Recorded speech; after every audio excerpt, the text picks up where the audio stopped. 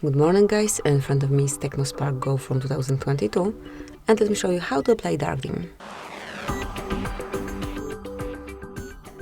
At first open the settings, then find and select display and brightness, and here you will notice dark dim.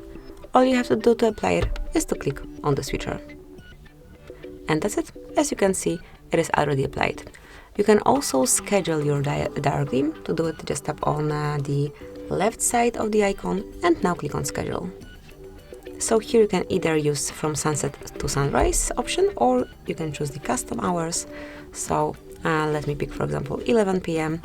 till 5 a.m. next day. So from now on, between those hours, your dark dim would be applied.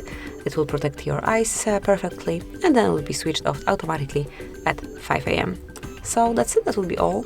Thank you for watching. Please subscribe our channel and leave the thumbs up.